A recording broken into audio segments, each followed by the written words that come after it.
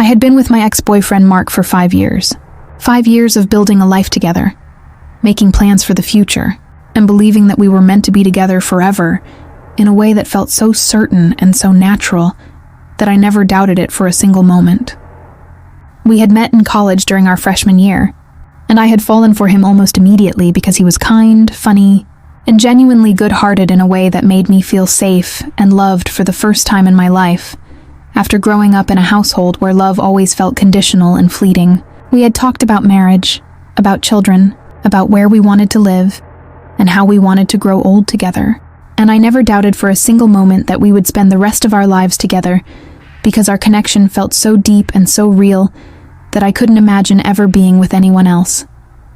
My younger sister Emily had always been close to me, and she had been a constant presence in my relationship with Mark, always around when we were together, always laughing at his jokes, and always finding excuses to spend time with us no matter what we were doing or where we were going. I never thought anything of it because Emily was my sister, and I trusted her completely with every secret, every fear, and every dream I had ever shared with anyone. I never imagined that she would betray me in the worst way possible, that she would take the one person I loved most and destroy everything I had built, and that she would do it all with a smile on her face while pretending to be my biggest supporter. But that's exactly what happened, and I found out in the most devastating way possible, walking into my apartment to find them together in my bed, completely unaware that I had come home early from my business trip. I had come home early from a work trip, hoping to surprise Mark with a romantic dinner and a thoughtful gift that I had picked up for him during my travels, because I missed him terribly and I couldn't wait to see his face when he saw what I had brought for him. But when I walked through the door, I found him in bed with my sister, their clothes scattered across the floor like they hadn't even bothered to hide what they were doing or care about getting caught. I stood there in the doorway, frozen, unable to process what I was seeing, and I felt my entire world collapse around me, because the two people I trusted most in the entire world had been betraying me behind my back, for who knows how long, without any guilt or remorse. Mark tried to explain, tried to justify, tried to tell me that it was just a mistake and that it didn't mean anything. But I wasn't buying it because I could see in Emily's eyes that this wasn't a mistake, that this was a deliberate choice, and that she had been sleeping with my boyfriend for months without any remorse or guilt or consideration for how much it would hurt me. Emily tried to apologize, tried to tell me that she had never meant to hurt me and that she was so sorry, but I didn't want to hear it because I knew that she had made her choice, and she had chosen Mark over me without any hesitation or regret. I packed my bags, walked out of the apartment, and never looked back because I knew that I couldn't stay in a relationship with someone who had betrayed me so completely. And I couldn't be around a sister who had stabbed me in the back without any hesitation or care for the pain she was causing. I cut off all contact with Mark and Emily, and I spent the next few years rebuilding my life without them, focusing entirely on my career, my friends, and my own healing because I knew that I couldn't move forward until I had processed everything that had happened and found a way to let go of the anger and the hurt that was consuming me. I threw myself into my work, taking on extra projects and working long hours because it was easier to focus on something productive than to sit alone with my thoughts and feel the pain of the betrayal all over again. I didn't speak to Emily for years, and I avoided family gatherings where she might be present because I couldn't bear to see her face or pretend that everything was fine between us when it clearly wasn't and never would be again. My parents tried to intervene, tried to force us to reconcile and move past our differences, but I refused because I knew that I couldn't trust Emily again, and I wasn't going to pretend like everything was fine, just to keep the peace in the family. I moved to a new city, started a new job, and began dating again. And I finally started to feel like I was moving on from the pain and the heartbreak that had defined my life for so many years after the betrayal. I was happy again, truly happy, and I had finally let go of the anger and the resentment that had been holding me back for so long, because I realized that holding on to that pain was only hurting me, and not them.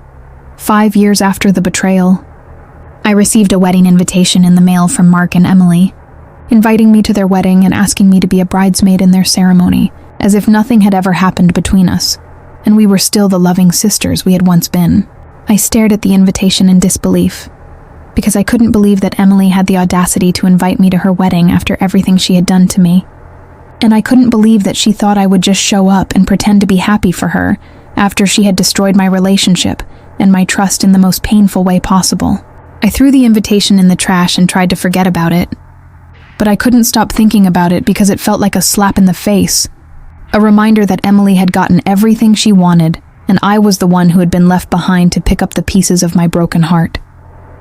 I called my parents, and they told me that Emily was really hoping I would come,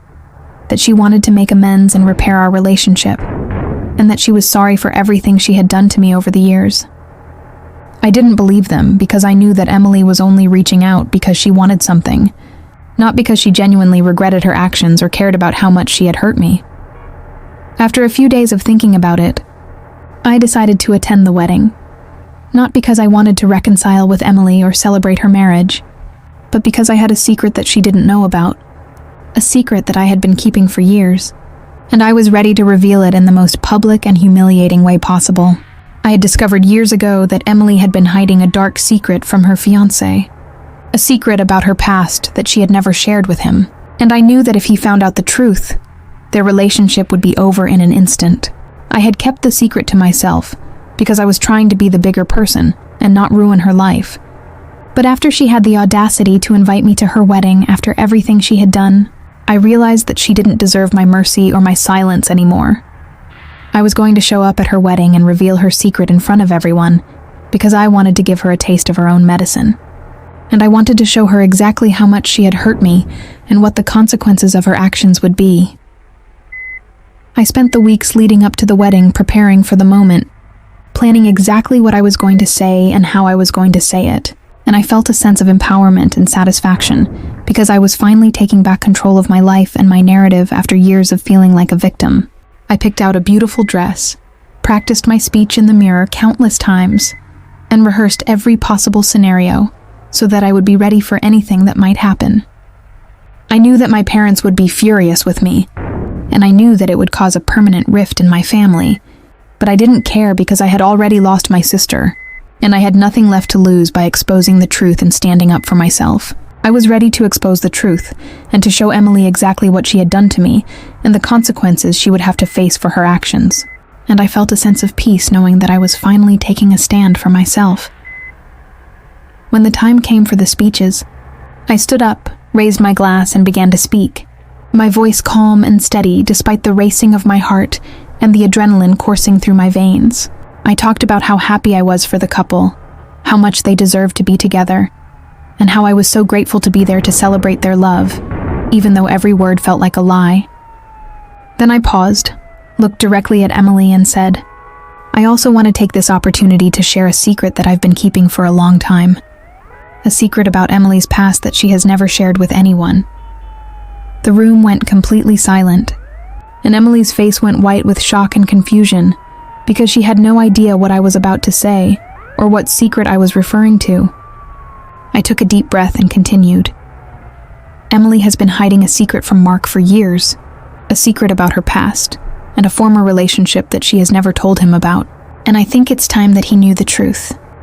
I revealed that Emily had been married before, to a man she had met in college, and that she had never told Mark about it because she was afraid he would leave her if he found out the truth about her past and her history. I told the room that Emily had lied to him about her past,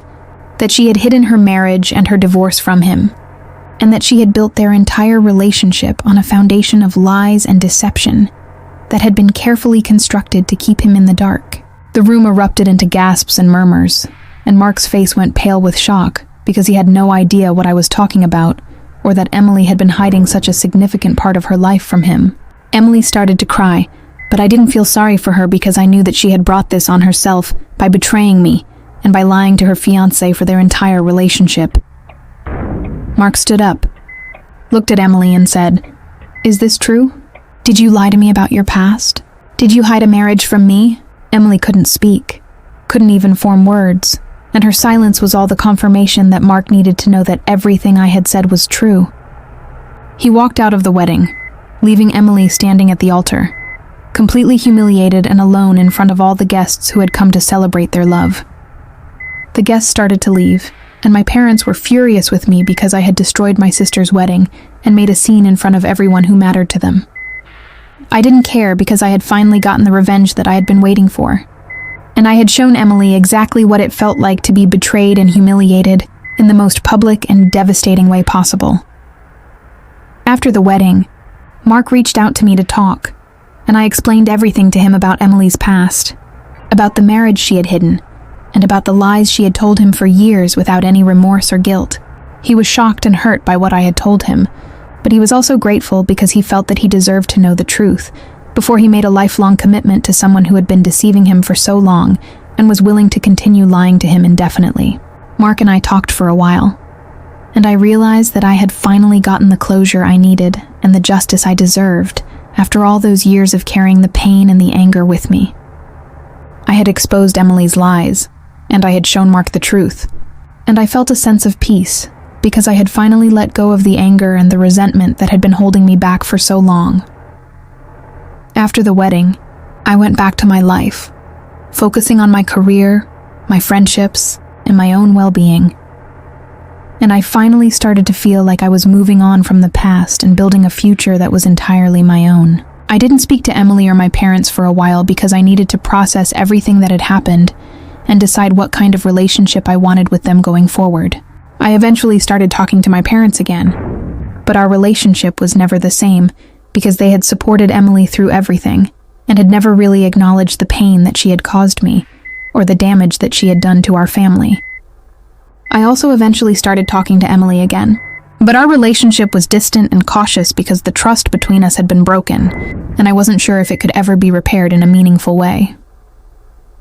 Looking back on everything that had happened over the past several years, I realized that I had grown so much as a person because of the experience, and that I had become stronger, wiser, and more resilient than I ever thought possible when I was lying on my bedroom floor crying over the betrayal of my sister and the man I had loved for 5 years.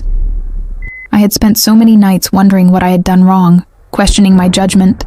and blaming myself for being too trusting and too naive to see what was happening right in front of me. But eventually I came to understand that their betrayal was never about me, and always about their own weaknesses and failures as human beings. I had learned to trust my instincts, to speak up for myself, and to set boundaries that protected my peace and well-being, even when it meant cutting off people I loved and walking away from relationships that were toxic and harmful to my mental health. I had also learned to forgive myself for the mistakes I had made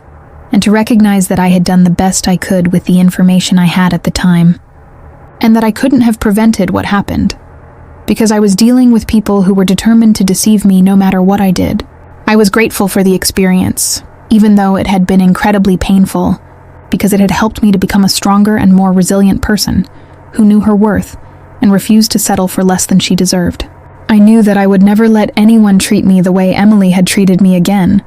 and I had the confidence to walk away from any relationship that didn't honor and respect me.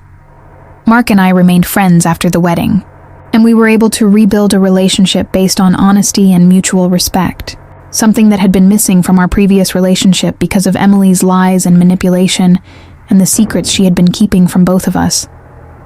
We talked openly about what had happened, and we both acknowledged that we had been victims of Emily's deception in different ways, and that we needed to support each other in moving forward without carrying the weight of the past with us. I was grateful for his friendship, and I was happy that we had been able to move on from the past and build something new that was healthier and more honest than anything we had shared before, because it gave me hope that I could trust again, and that not all relationships were doomed to end in betrayal and heartbreak. Emily eventually moved on, marrying someone else and building a new life for herself in a different city, and I was genuinely happy for her, because I didn't wish her any ill will or want to see her suffer endlessly for the mistakes she had made. I knew that our relationship would always be complicated and that I would never be able to fully trust her again, and I had accepted that as a reality of our new dynamic. But I also knew that I couldn't carry the anger and the resentment forever,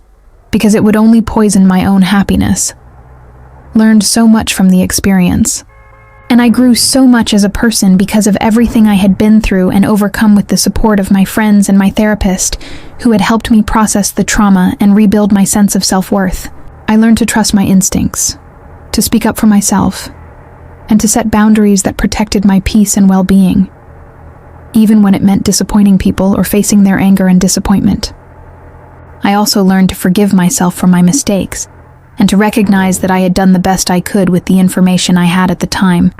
and that I couldn't have prevented what happened, because I was dealing with people who were determined to deceive me no matter what I did. I was grateful for the experience, even though it had been painful, because it had helped me become a stronger, more resilient, and more compassionate person who could handle whatever life threw at her with grace and dignity. I also learned that sometimes the most powerful thing you can do is to reveal the truth and let the cards fall where they may, even if it means losing people you love and facing the consequences of your actions. Because the truth is always better than living a lie. Accepted that I would never be able to fully trust Emily again, and that our relationship would always be complicated and distant because of everything she had done to me and the pain she had caused me over the years. But I also accepted that I had done the right thing by exposing the truth, and that I was willing to try to move forward and rebuild a relationship with her on my own terms, even if it wasn't the close relationship we had once shared. And even if it took years of slow and careful work to rebuild even a fraction of what we had lost. I focused on building a life that was filled with love and support from friends and family who truly cared about me, and I was happy and grateful for the journey that had brought me to where I was today, because I knew that I had survived the worst betrayal of my life and come out stronger on the other side. I had found peace in accepting that some relationships are not meant to be repaired, and that it's okay to let go of people who have hurt you,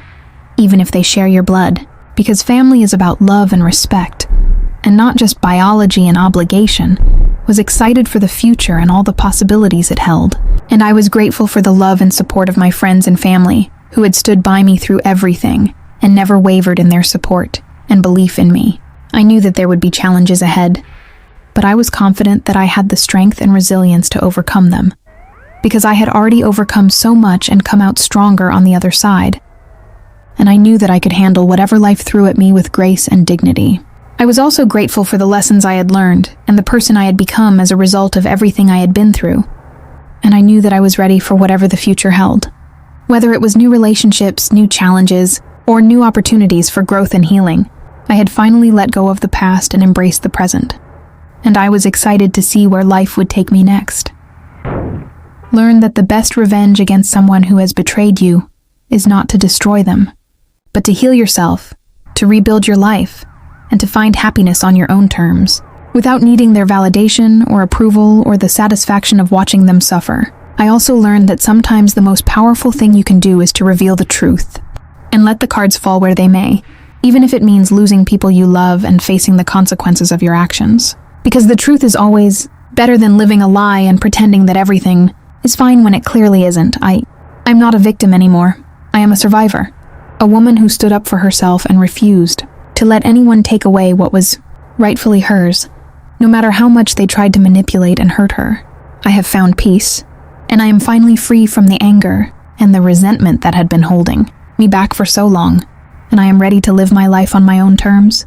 with my head held high and my heart open to new possibilities. The best revenge against someone who has betrayed you is not to destroy them, but to heal yourself, rebuild your life, and find happiness on your own terms. Sometimes the most powerful thing you can do is to reveal the truth and let the cards fall where they may, even if it means losing people you love.